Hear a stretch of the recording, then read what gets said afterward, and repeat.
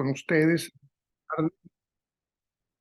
Voy a pedir que me permitan compartir la pantalla porque por el tema que vamos a tratar, más que una predicación, es una especie como de clase, como de enseñanza, con cuestiones prácticas que espero puedan ser útiles en la vida de cada uno de nosotros, ¿verdad? Entonces, voy a compartir la pantalla,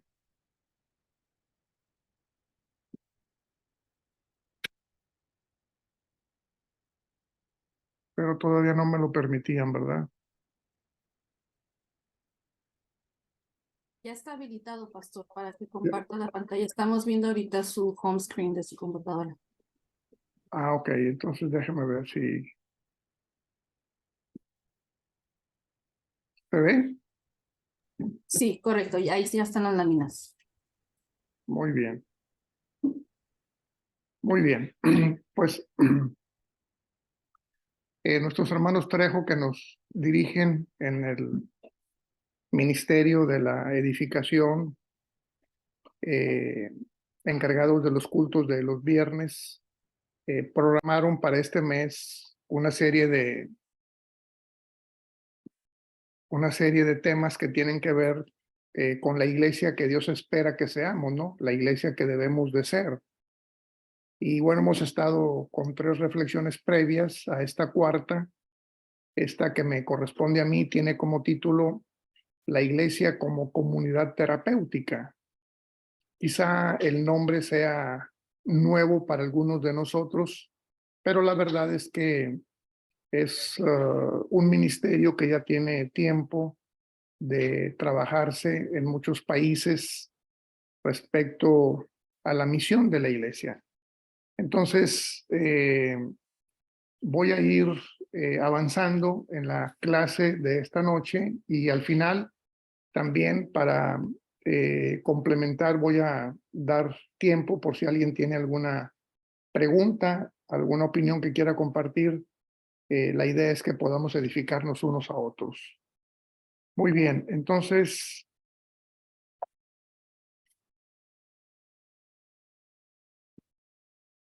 a manera de introducción, vamos a comentar que casi siempre cuando hablamos de la misión de la iglesia lo hacemos en términos de la gran comisión, es decir, de predicar el evangelio a toda criatura. Y este principio es correcto porque la predicación del evangelio es la primera de las tareas que como iglesia debemos de cumplir, pero no es la única. Hay otras cosas más que debemos de procurar en el quehacer de nosotros, ¿no? En las últimas décadas, el término misión de la iglesia ha alcanzado una nueva dimensión, pues ahora entendemos que la misión de la iglesia es una misión integral. La palabra integral significa completa, ¿verdad? Así como, por ejemplo, cuando compramos pan, ¿verdad? Bueno, que a todos nos gusta. Yo diría que el pan integral es mejor todavía. ¿Por qué? Porque el pan integral trae todos los nutrientes del que el pan es capaz de brindarnos. La misión también. La misión debe de ser una misión integral, una misión completa, que incluye las áreas de la evangelización como primera tarea, pero también la edificación, es decir, si la evangelización obedece al crecimiento numérico, la edificación obedece a la calidad, ¿no? Entonces, se trata del discipulado, de la maduración de los miembros. Luego tenemos también la tarea de la adoración, ¿verdad? Dios nos invita para que le adoremos. Dios desea ser adorado y solamente Él debe ser adorado, ¿no? Eso fue lo que le dijo Jesús a la mujer samaritana cuando la mujer samaritana le preguntaba dónde debían de adorar. Si ahí en el monte de los samaritanos, que era el monte de Gerizim, donde Jacob construyó el pozo de Jacob, donde la mujer iba a sacar agua, pero los judíos decían que en Jerusalén. Entonces le decía a la mujer, dime tú, ¿dónde debemos de adorar? ¿En este monte o en Jerusalén? Y la respuesta la conocemos, ¿verdad? Cristo le dice, mira, mujer, ni en este monte ni en Jerusalén, porque no se trata de un lugar, no se trata de una pose, ¿no? No es algo mecánico.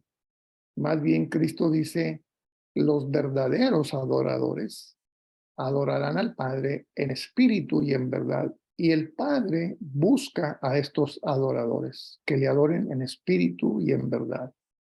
Esto significa que debemos de adorar a Dios en todo tiempo, en todo lugar, en toda circunstancia. Esto significa que la adoración debe de ser un estilo de vida, no un momento del culto. No es cuando cantamos ciertos himnos, diríamos, bajitos o de una letra muy suave. No, no, no, la adoración es un estilo de vida, ¿no? Y esa es otra de las áreas. Y luego también tenemos el área del servicio, somos llamados a servir. Cristo dijo, ¿verdad? Porque ejemplo os he dado para que como yo os he hecho, vosotros también hagáis. Y Cristo dice que el Hijo del Hombre no vino para ser servido, sino para servir. Y nos manda a todos que sirvamos. Entonces el servicio es otra de las áreas fundamentales de la iglesia. Y finalmente, la quinta de las 5 áreas que tiene la misión integral tiene que ver con la comunión, ¿verdad? Que es fundamental también en nuestra vida como iglesia. La comunión es básica para que podamos alcanzar a los no creyentes. Cristo dijo, Padre, a los que me has dado, guárdalos en tu nombre para que sean una cosa como tú en mí y yo en ti, para que ellos también sean una cosa, para que el mundo crea que tú me enviaste. Entonces, en la medida en que nosotros tenemos comunión, damos esta imagen de una familia unida en verdadera comunión, la gente que va conociendo la iglesia se va convirtiendo, porque todos necesitamos una familia unida, fraterna, cercana, comprensiva, que acompaña, en fin.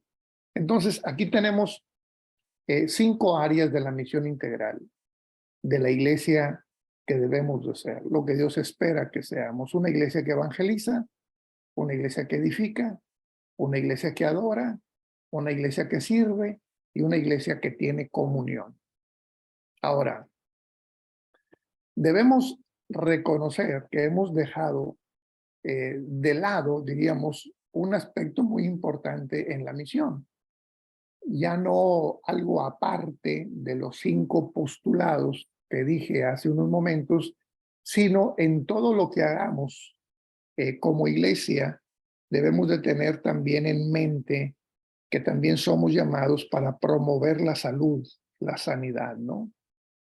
Y entonces se ha acuñado, se ha establecido este concepto de la misión sanadora de la iglesia. Cuando adora, cuando evangeliza, cuando edifica, cuando tiene comunión, cuando sirve, debe de incluirse este propósito sanador, ¿no? O terapéutico, porque es lo que significa la palabra terapéutica, ¿no? Sanadora. Ahora, en el ministerio y trabajo pastoral de Jesús, sanar a los enfermos es parte fundamental de su labor. Establecer el reino incluye la restauración física y emocional de las personas. Son muchas las evidencias bíblicas que hablan de esta labor terapéutica de Jesús, que por cierto fue continuada por los apóstoles y la iglesia del primer siglo. Voy a leer, hermanos, estos 2 versículos que están aquí en la pantalla, nada más para confirmar lo que estoy diciendo, en el sentido de que la predicación del evangelio siempre fue acompañada de momentos de restauración física y emocional de las personas. Por ejemplo, el texto de Hechos, capítulo 5, verso 16, dice así, dice, y aún de las ciudades vecinas concurría multitud a Jerusalén, trayendo enfermos y atormentados de espíritus inmundos, los cuales todos eran curados. De hecho, en el relato de los Hechos de los Apóstoles hay pasajes donde se dice que la gente sacaba a sus enfermos a la calle para que por lo menos cuando pasaran los apóstoles, la sombra de ellos los tocase y entonces los enfermos sanaban. Es decir, la misión de la iglesia de manera natural incluye la restauración física, emocional y espiritual de las personas. Ahora, en el 8, versículo 7, es otro texto que nos dice, muchos de los que tenían espíritus inmundos salían dando grandes voces y muchos paralíticos y cojos eran sanados, ¿no? Hay, como ustedes saben, muchos versículos en el libro de los Hechos que nos hablan de esta labor que llevó a cabo la iglesia primitiva. No solo compartían un concepto, no solo es el concepto de la salvación, no es algo teórico o algo abstracto, ¿verdad? No, es algo real, es algo que se materializa, que se refleja en el estado de ánimo de las personas, en sus capacidades afectivas, emocionales, psicológicas o también físicas, ¿no? Y eso lo vemos nosotros claramente en el libro de los Hechos de los Apóstoles. Ahora, por otro lado, vivimos en un mundo enfermo, como ya sabemos, ¿verdad? Con muchas patologías, ¿verdad? Y también enfermatizante. Y en gran parte es por causa del pecado. Sin embargo, aún en la comunidad redimida, o sea, en la iglesia, las enfermedades son parte de la realidad. No porque somos cristianos no nos enfermamos o no nos deprimimos. No porque somos cristianos no caemos en ansiedad. Uno lee los salmos y uno puede darse cuenta cómo los hijos y las hijas de Dios sufrieron lo mismo que nosotros sufrimos, ¿no? Padecieron las mismas tribulaciones, las mismas calamidades, por así decirlo, ¿verdad? Pues porque dice aquí, aunque somos salvos, ¿verdad? Aún no hemos sido transformados plenamente. Todavía tenemos esta naturaleza humana que es finita y que es frágil, ¿verdad? O sea, termina, pero aparte es muy débil, ¿no? Ya supimos lo que pasó en la pandemia, en donde un virus, que es algo microscópico, causó millones de muertes, ¿no? Por lo menos 6 millones de muertes en el mundo. Y entre ellos muchos miembros del cuerpo de Cristo. Entonces, todavía no somos lo que vamos a ser, ¿no? Como dice el apóstol Juan. Cuando Cristo se manifieste en su segunda venida, entonces seremos semejantes a Él, porque le veremos como Él es. Seremos transformados. Ya no con este cuerpo corruptible, sino vamos a recibir un cuerpo incorruptible. Ya no con este cuerpo que se avergüenza, sino que vamos a resucitar o a ser transformados con un cuerpo glorioso, ¿verdad? Pero eso será cuando Cristo venga. Mientras padezco como cualquier ser humano, ¿verdad? Algunas calamidades, ¿verdad? Por eso es importante la misión restauradora de la iglesia. Por lo anterior, es necesario desarrollar este aspecto terapéutico en la labor pastoral que debemos de cumplir como iglesia. Y fíjense en este párrafo, hermanos, que comparto con ustedes, que hablo de la labor pastoral que debemos cumplir como iglesia. La verdad es que la gran labor pastoral, el gran trabajo pastoral lo hace la iglesia, no el pastor. El pastor es, desde luego, el responsable ante Dios. El pastor tiene que dar cuenta de las ovejas, claro que sí. Debe de ser un ejemplo a seguir, claro que sí. No podemos negar esa parte que está escrita en la Biblia. Pero el pastor no es el que hace todo. Los pastores que han pretendido hacerlo todo han terminado mal, ¿verdad? La historia nos habla de fracasos en ese sentido, ¿no? Más bien el pastor es el que anima a los hermanos para que cumplan sus ministerios, como Pablo lo hizo, ¿no? Cuando escribe las cartas hace muchas recomendaciones. Por ejemplo, en una de las cartas le dice a los hermanos, díganle a Arquipo que cumpla el ministerio del Señor, ¿verdad? Pablo mismo le impuso las manos a Timoteo para que cumpliera su ministerio. Nosotros creemos en el sacerdocio y ministerio de todos los creyentes, es decir, creemos que todos tenemos el Espíritu Santo, hombres y mujeres, jóvenes y niños, ancianos, todos tenemos el Espíritu Santo de Dios y el Espíritu Santo nos ha dado a todos diferentes dones, de una forma o de otra, 2, 3, 4, 5 dones, según le ha parecido bien al Espíritu Santo. Bueno, esos dones que tenemos deben de traducirse en ministerios. Hacemos ministerios, o sea, hacemos un servicio, porque eso es lo que significa la palabra ministerio. Hacemos un servicio con esos dones, ¿verdad? Simplemente con los que cantan, ¿verdad? Los que nos presiden en la alabanza, tienen ese don. Y con ese don hacen un servicio al ministrarnos para conducirnos en la alabanza. Y cuando tenemos una buena alabanza, nuestro espíritu se goza, se siente bien, porque somos como levantados, ¿no? Como elevados. Y emocionalmente nos bendice este ministerio, ¿verdad? Con el don que practica, ¿no?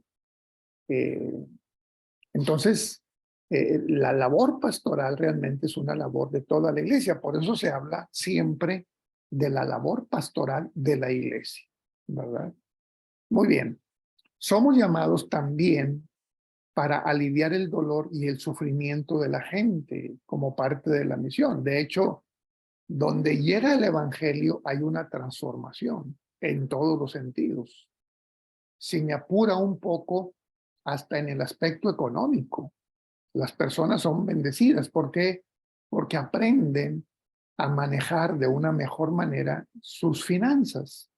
Ya no se lo gastan en el juego, no se lo gastan en el alcohol, no se lo gastan en cosas superfluas o superficiales. Ahora tienen otra conciencia y administran mejor sus recursos. Es decir, el evangelio es algo integral que bendice al ser humano en sus relaciones económicas, en sus relaciones personales, en su salud, en el estado general, ¿no? Como hijos e hijas de Dios. No se trata, hermanos, de competir con los médicos cuando hablamos de la misión terapéutica de la iglesia, ¿verdad? Como algunos movimientos religiosos lo hacen, ¿no? Al promover cultos de sanidades, cuyos milagros pueden ser de dudosa procedencia, pues al parecer nadie conoce a los enfermos, ¿no? No se trata de que nosotros hagamos una noche de milagros, ¿no? Como para que ahora sí vengan todos los que estén enfermos de diferentes enfermedades y todos van a ser sanados en este culto, como pasan en la televisión algunas veces. Eso no es cierto. Digo, si es así, tanto el poder que tienen, pues dense una vuelta al hospital, ¿verdad? Y ahí pueden sanar a todos los enfermos, ¿no? Pero no es así, ¿no? No estamos en competencia con los médicos, ¿verdad? Sí existe el don de sanidades, claro que sí, ¿verdad? Que Dios va a llevar a cabo, por supuesto que sí, ¿verdad? Pero no en una noche espectacular donde yo preparo todo para que se enderecen jorobados, sean restaurados aquellos que tienen mal su dentadura y todo lo que vemos que muchas veces pasan en estos servicios, ¿verdad? Entonces no estamos en competencia con los médicos. Y digo, si es así, pues una vuelta al hospital sería suficiente para sanar a todos y no habría necesidad de más nada, ¿no? Tampoco se trata, hermanos, en el otro extremo de anestesiar a los oyentes en base a declaraciones que son interminables para que no sientan el dolor o para que sanen, ¿no? con estas famosas declaraciones de que yo declaro en el nombre de Cristo que tú ya no tienes diabetes, ya lo declaré. Por lo tanto, ya no tienes diabetes, ya no tomes la medicina, ya no cuides la dieta, ya no hagas ejercicio, porque yo ya declaré que no tengo diabetes. Hay gente que lo ha hecho y hay gente que se ha muerto, lamentablemente. ¿Por qué?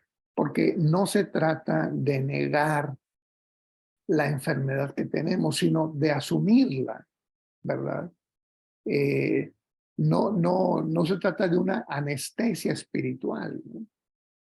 Que se va a resolver con una declaración, porque nosotros no tenemos el poder de nuestra palabra. Nuestra palabra como seres humanos tiene un poder limitadísimo, ¿no?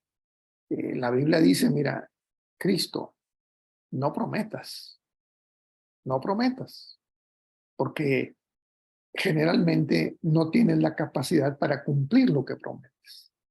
Es más, eh, no tenemos el poder para eh, como dice el Sermón del Monte, ¿no? Para crecer un poco más físicamente. Es mejor que no prometas y no que prometas y no cumplas. ¿Por qué? Porque Dios no nos ha dado esa facultad de que con una declaración se arreglen todas las enfermedades, ¿no? El que tiene el poder de la palabra es Dios. La palabra de Dios es una palabra creadora. Sea la luz y se hizo la luz, pero eso es de Dios. Eso no es mío, no está a mi alcance. Entonces no se trata de hacer declaraciones. Tampoco se trata de promover una especie de amnesia, ¿verdad? Emocional, cuando se invita a los creyentes para que olviden todos sus problemas y se concentren en la adoración a Dios, ¿verdad? Yo, como ustedes, he participado a través de los años en cultos en donde el director del programa dice, hermanos, ¿están listos para adorar? Bueno, dejen allá afuera todas sus preocupaciones, todos sus problemas, olvídese de sus deudas, olvídese de sus conflictos, olvídese de sus enfermedades, porque Dios quiere que estemos alegres. Dios quiere que estemos contentos. Dios quiere que estemos así, Dios quiere que estemos así. Hablan en nombre de Dios. Ni siquiera se cita la Biblia, ¿verdad? Además, no podemos hacer eso. ¿Cómo puedo yo llegar al culto y quitarme los problemas que tengo en mi mente? Como una especie de amnesia, ¿no? Como si el evangelio fuera una amnesia para hacerme olvidar de mis problemas. No es así tampoco. Vamos al culto con todas nuestras problemas, nuestras necesidades y nuestras enfermedades. Así vamos. Y con todos nuestros pecados también. No hay manera de dejarlos afuera, en el carro o ahí en el estacionamiento, para que cuando salgamos nos lo volvamos a poner como si fuera una camisa o un vestido. No funciona así, hermanos. El Evangelio dice que rodeó Jesús toda Galilea, enseñando en las sinagogas de ellos y predicando el Evangelio del reino. Dice aquí, y sanando toda enfermedad y toda dolencia del pueblo. El ministerio de Jesús fue un ministerio sanador, terapéutico, ¿verdad? Y es asombroso cómo lo hizo él, ¿no? Por su obediencia, por su comunión con Dios, Dios le proveyó ese poder para restaurar en el momento a las personas. Si nosotros fuésemos como Jesucristo, consagrados, consagradas, en comunión plena con el Padre, bueno, podríamos ver también muchos milagros como los que hizo Jesús. De hecho, él lo dijo a los discípulos. Cosas más grandes que yo harán ustedes. Voy a derramar el Espíritu Santo sobre ustedes, ¿verdad? El problema no está en Dios. Dios no ha dejado de obrar milagros. El problema está en nosotros, ¿verdad? Como dice Marcos Vidal en uno de sus cantos, ¿verdad? La pregunta no es dónde está Dios.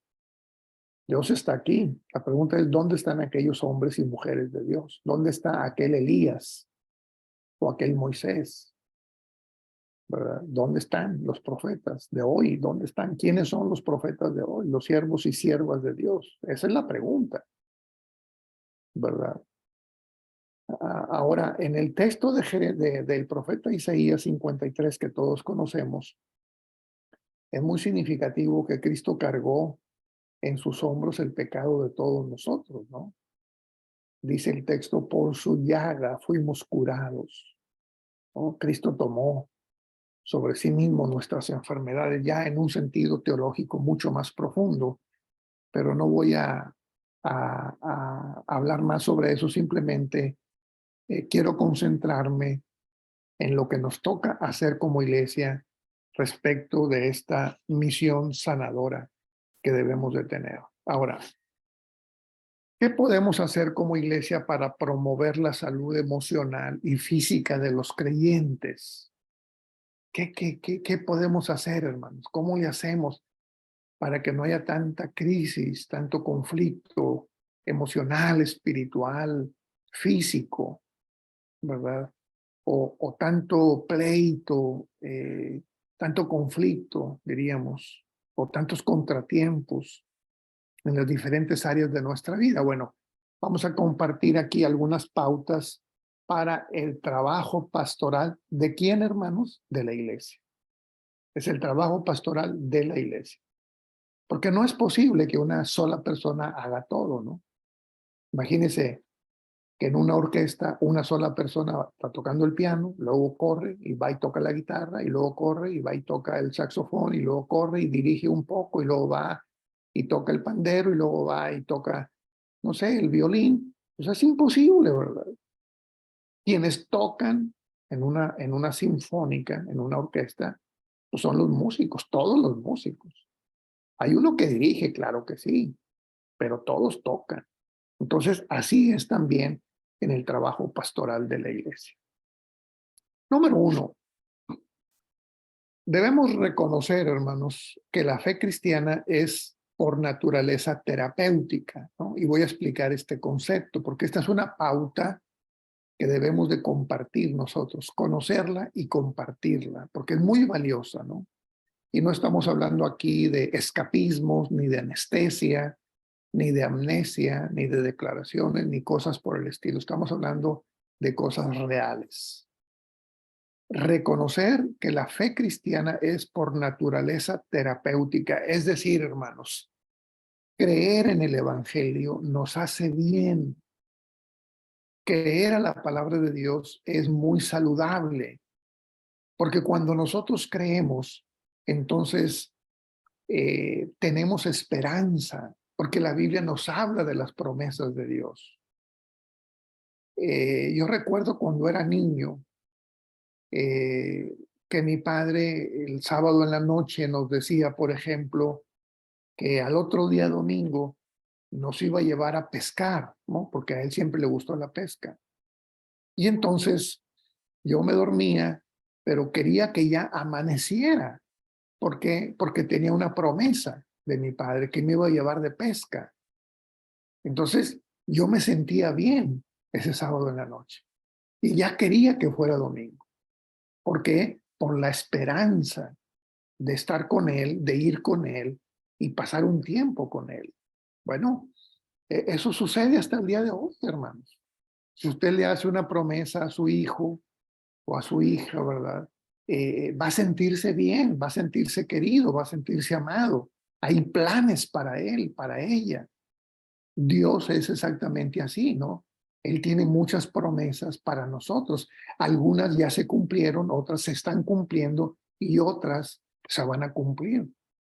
Somos un pueblo que tiene esperanza y la esperanza descansa en Dios, no en el hombre, no en el partido político que está en turno o no en una persona, sino en Dios.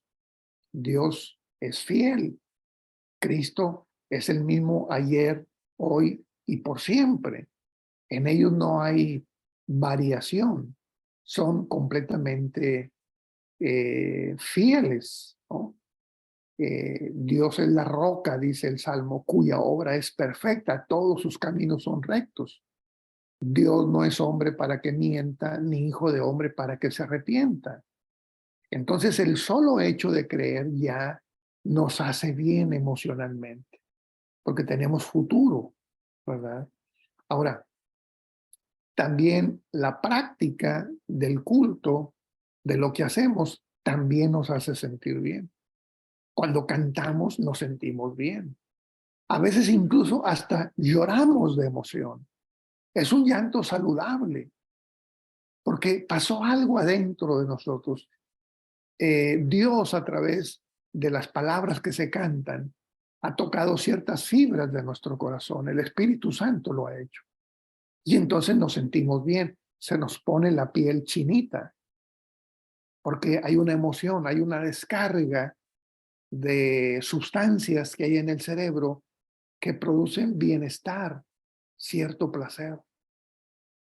Entonces, el hecho de tener comunión, de sentarnos a la mesa juntos, reconocernos como hermanos, no es solo por lo que comemos, la comida, qué rica está y cosas por el estilo, no, sino más bien inconscientemente, ¿verdad? Captamos que no estamos solos, que somos miembros de una familia, que así como yo he sufrido, el hermano también ha sufrido, él ya se recuperó y así como él se recuperó, yo me voy a recuperar. Es decir, hay un acompañamiento cada vez que nos sentamos a la mesa o que compartimos una buena charla o cuando hacemos amistades profundas con los hermanos, nos sentimos bien. ¿Por qué? Porque estamos integrados a un cuerpo que es el cuerpo de Cristo.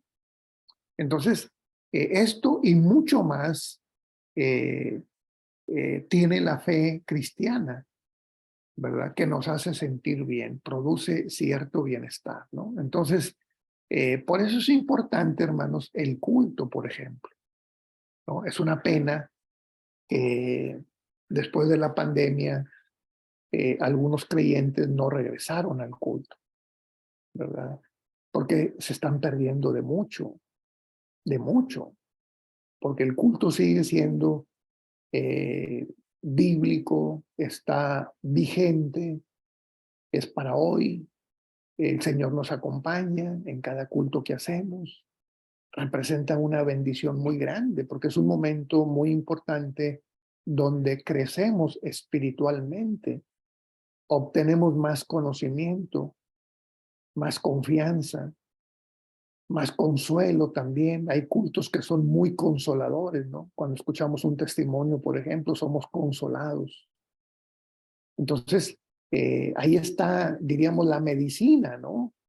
La medicina terapéutica en el culto se da bastante bien, ¿verdad? Entonces, y no solo en el culto, sino en general en todo el quehacer de nuestra fe cristiana, ¿no? Eso sería el número uno de 5 cosas que voy a compartir con ustedes en este momento. Número dos, como ya lo he comentado también en otras ocasiones, ¿verdad?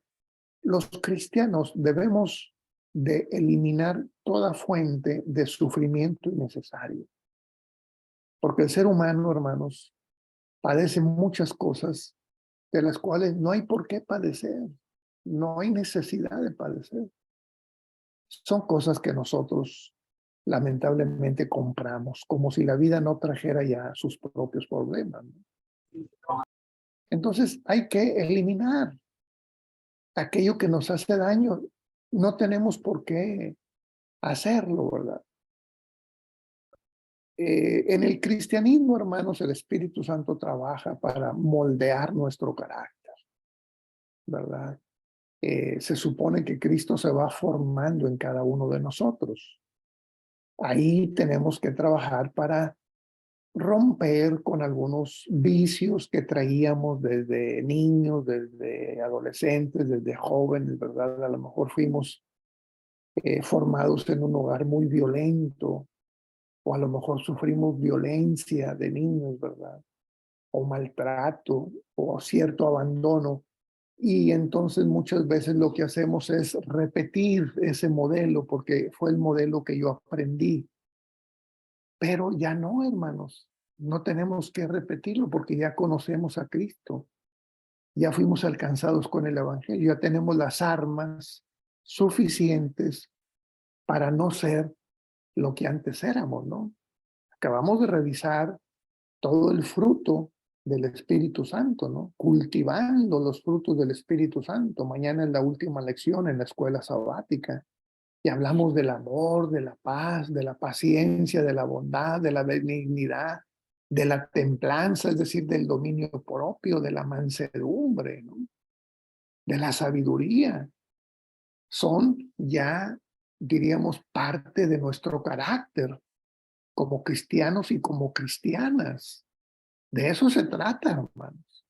Y si yo me conduzco en ese Espíritu Santo, como dice el apóstol y que mañana vamos a revisar, ¿verdad? En Gálatas dice, andad en el Espíritu, ¿verdad? Ante tales cosas no hay ley. El que vive en el Espíritu supera las exigencias de la ley.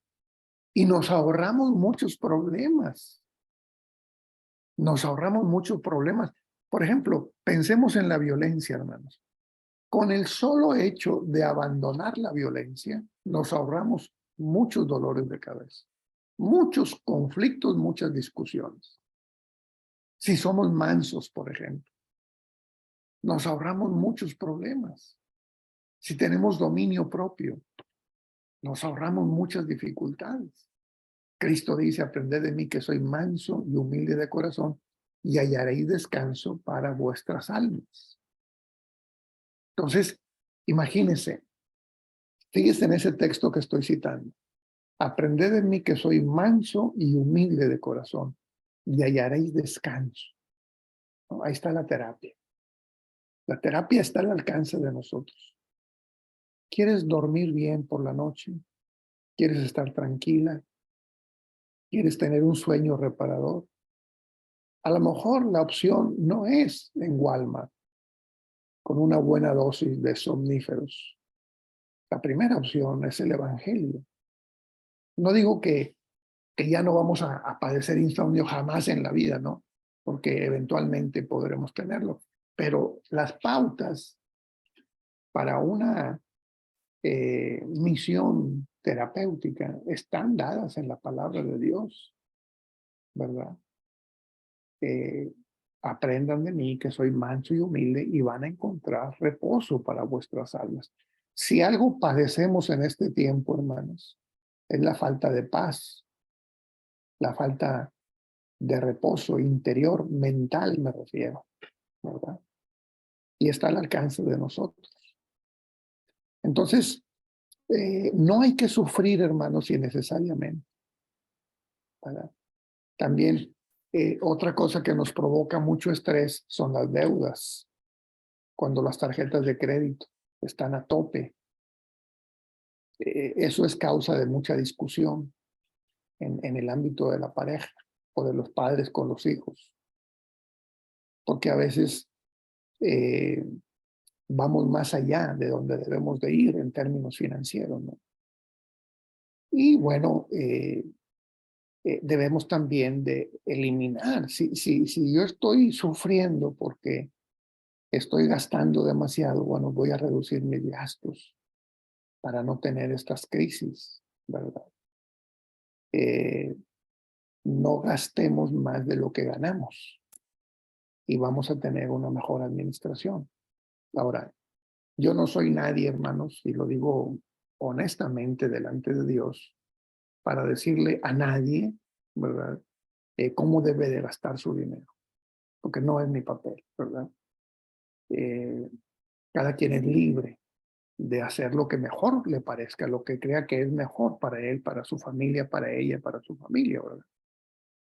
Lo que estoy diciendo es que usted revise cuál es el talón de Aquiles, dónde residen sus problemas, cuáles son las dificultades que le quitan el sueño y vea si eso es causa de un tema que usted puede corregir sin mayores problemas.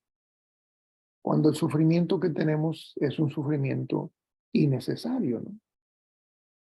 ¿Verdad?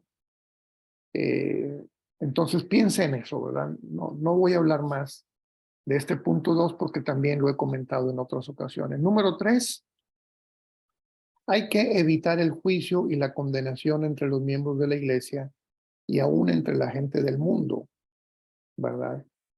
¿Por qué, hermanos? Porque muchas veces, en lugar de dar palabras de ánimo, inyectamos miedo, ¿verdad? Eh, Condenamos a la gente. Mateo 7:1, hermanos, como he dicho otras veces, es el mandamiento más violado. Ese texto dice, no juzguéis. Así, en seco, no juzguéis. Determinante el mandamiento. No juzguéis. Y luego dice, para que no seáis juzgados, porque con la vara que mides te van a medir. Entonces, la Biblia dice, Cristo dice claramente, no juzguéis. ¿Qué pasa cuando alguien cae en desgracia? Pues que es juzgado, ya sea por un pecado cometido, por un accidente que tuvo, por la pérdida de empleo, por alguna crisis en la familia, inmediatamente, no, yo te dije, por eso te pasa lo que Dios te castigó, ¿verdad?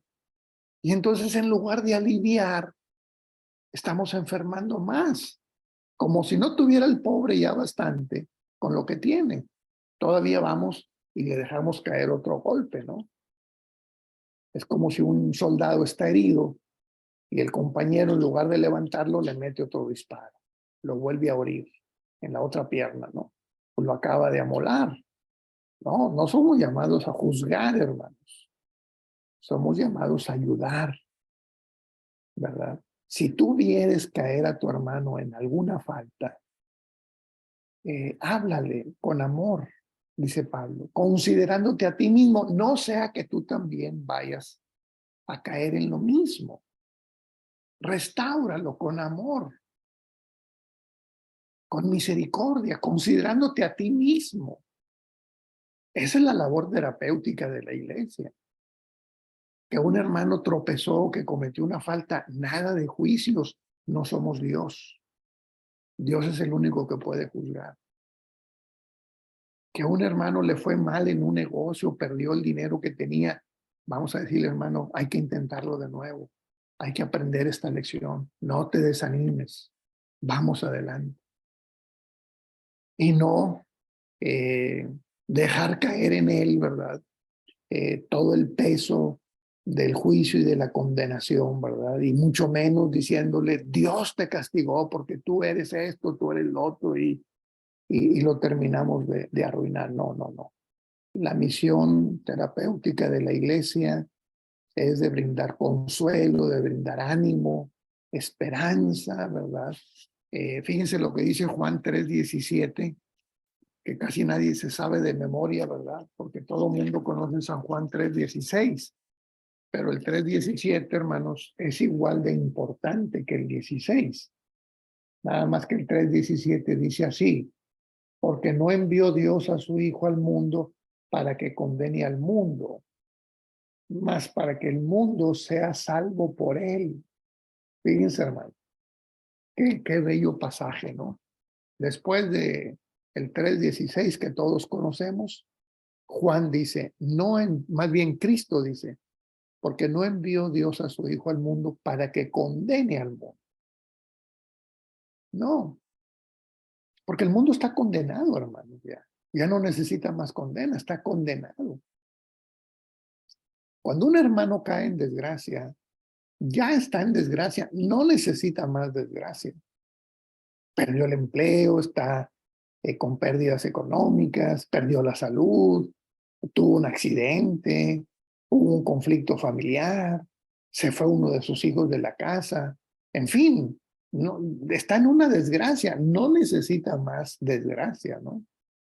No tengo yo por qué hacerlo más desgraciado, ¿verdad? Poniendo más carga sobre él.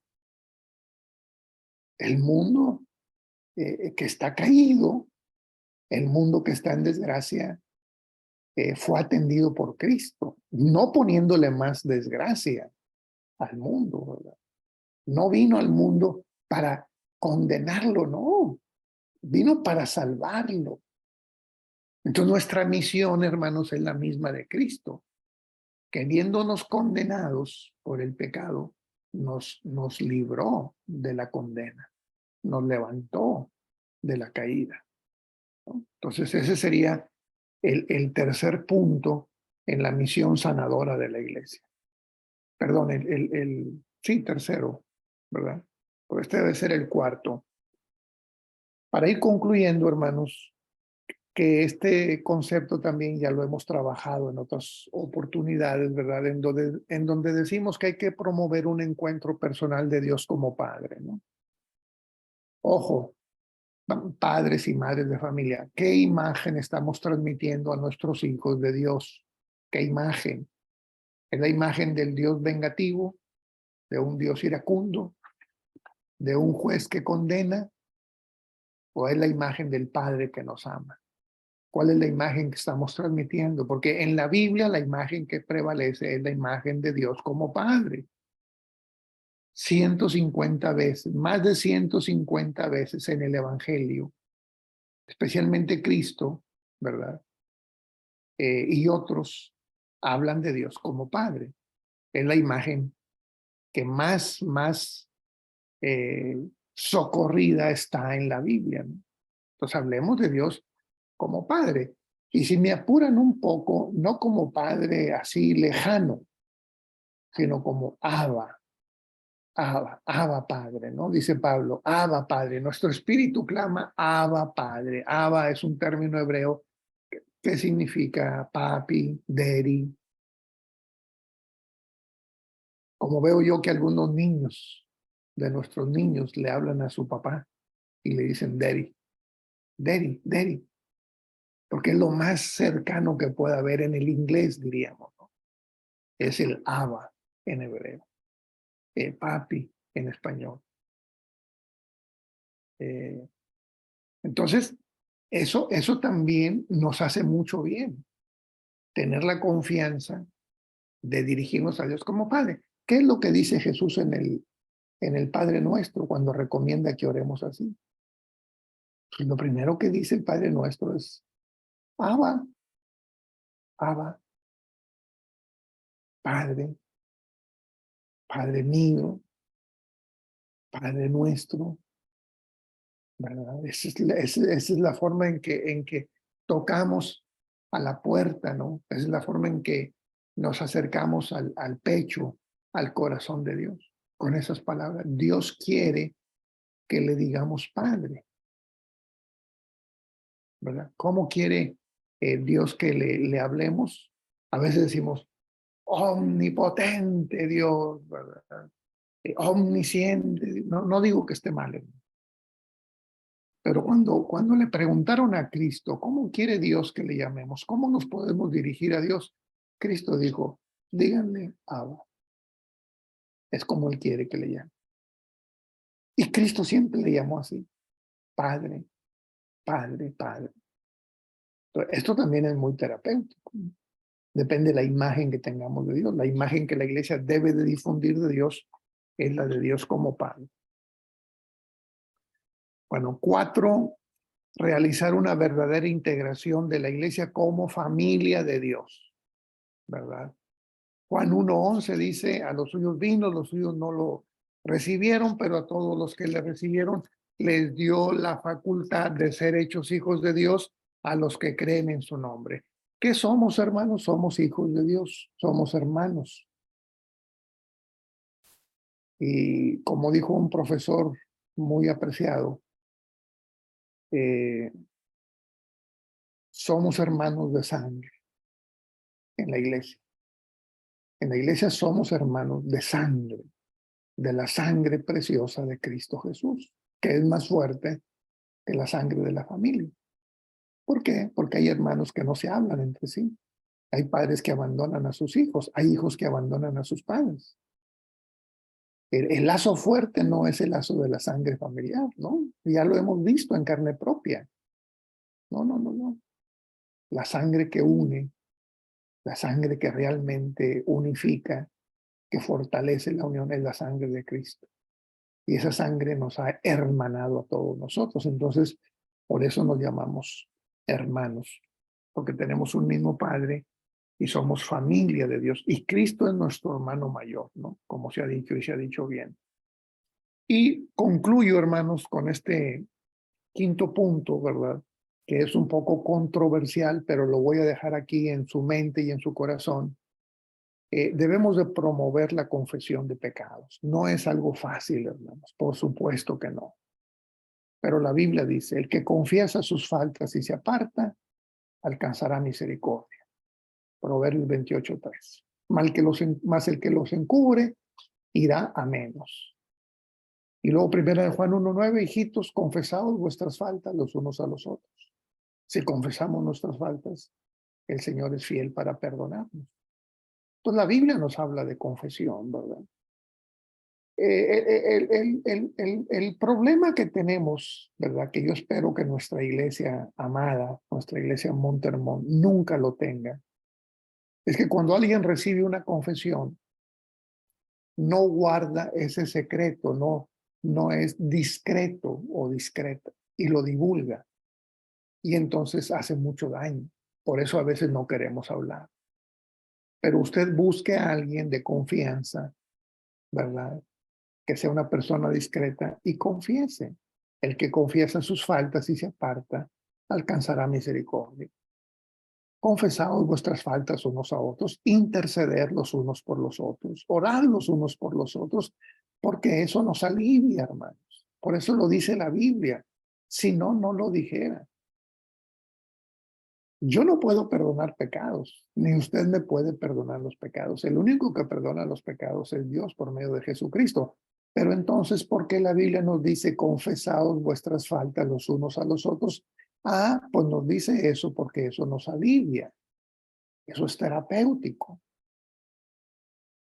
Todos los psicólogos y los psiquiatras, bueno, los psiquiatras no tanto, pero todo psicólogo, hermanos, todo psicólogo reconoce que lo que más daño nos causa emocionalmente es el sentimiento de culpa. Es una de las cosas que más daño nos hacen emocionalmente. El sentimiento de culpa. Cuando una persona se siente culpable, se deprime, se siente incómoda, viene a menos. ¿Qué le hace falta? Le hace falta confesar su culpa. Cuando confiesa su culpa, ese sentimiento de culpabilidad que es real, le pone palabras y entonces lo saca a través de la palabra, lo saca, se libera, ¿verdad? No estoy diciendo que caigamos en un cinismo, ¿verdad? Sí, yo lo hice y qué. No, no, no, eso es otra cosa, ¿no? Estamos hablando de gente seria, ¿no? Eventualmente tropezamos y cuando eso sucede hay que confesarlo. ¿Con quién? Con el esposo, con la esposa, con el hijo, con la hija, con el padre, con el hermano, con la hermana, con el pastor, con aquellos que usted tenga confianza, con sus amigos en la fe, sus hermanos en la fe. Eso le va a hacer bien, porque la fe cristiana es una fe terapéutica. Y la fe cristiana nos dice, confesaos vuestras faltas unos a otros.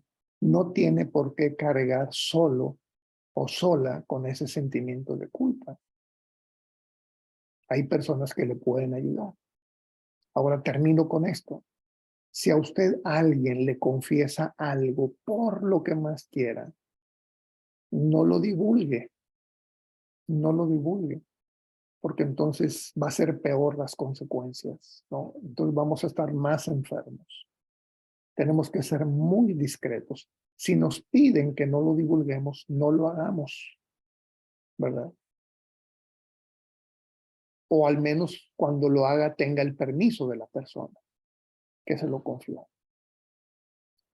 Eso cuando lo hacemos a título personal, ¿verdad? De manera individual. Si alguien quiere confesarlo delante de la iglesia, ¿verdad? Porque yo he estado en cultos en algún momento, ¿verdad? Donde ha pasado alguien al frente y ha dicho, hermanos, les pido por favor que oren por mí. Porque anoche saliendo del trabajo yo fui a un lugar inapropiado para cristianos.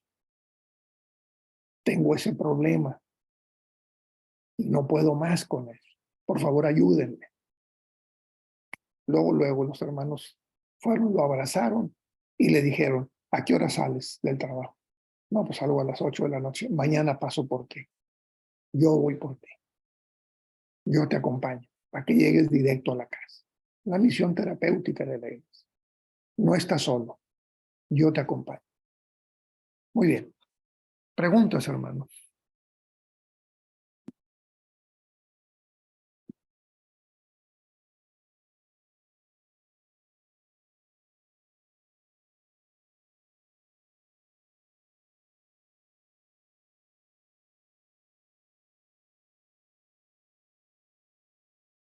Bueno, parece que estamos bien, hermano. Espero no haberlos dormido con esta clase. No, mi hermano Ramón pasa a ustedes. A vos pasa, hermana Ruth. Yo tengo una pregunta. Sí, hermana. Yo les he comentado sobre mi hermano Neftalí, ¿no? Su situación de él, que pues él ha pecado, cayó en el pecado y que no ha podido salir de él. Ahorita se encuentra muy, muy enfermo y pues se nos ha dicho que sus hijas no se quieren ocupar de él. Entonces, que como hermanos debemos de entrar nosotros pues, a apoyarlo, ¿no? Y ayudarlo. Pero hermano, ahorita me hizo pensar mucho en esta situación cuando usted, en esta palabra que dice, nuestra misión terapéutica es ayudar a otros. Y yo he cometido ese acto de juzgar a mi hermano, porque yo me he preguntado y me he cuestionado, ¿por qué a ese grado mi hermano, conociendo al Señor y que también fue bautizado, él cayó en esa parte de concupiscencia y de ahí se destruyó? ¿Por qué no reaccionó? Y yo, en vez de estar considerando que ya tiene tantas cargas, ahorita me hizo pensar mucho porque me he enojado mucho, confieso que me he enojado mucho y le he dicho cosas no tan hirientes, pero sí que lo hacen como, pues yo me imagino sentirlo más mal de lo que ya está. Y he entendido, hermano, que es muy difícil a veces tomar esta situación, ¿no? Cuando ve que alguno que lleva años pecando y uno está detrás y enseñándole la palabra y hablándole y diciéndole, mira, cuando confíes de nuevo en Dios, entrégale tus cargas, pon tu fe en Él, céntrate en no volver a pecar, date tus tiempos, planifica tu tiempo para que no andes con tiempo libre, etcétera. Y tantos años que uno le habló, hermano, bueno, lo digo en este sentido, ¿no? Personal por nuestro hermano. Y mis palabras le pasaron por acá, ¿no? Y también a mis hermanos. Entonces yo siento que él, pues en ese sentido sí cayó, ¿no? Por esa parte. Pero ahorita está muy enfermo, está sin sus hijas y es muy probable que se regrese para acá con nosotros, ¿no? Entonces yo digo, ¿por qué, Señor, él está así? ¿Por qué tuvo esa oportunidad de redimirse, de no hacerlo? Y yo como que le he estado echando, ¿no? Es que, pues tú te lo buscaste, estás así, nadie te quiere porque te lo buscaste, porque te lo ganaste, porque es parte, ¿no? del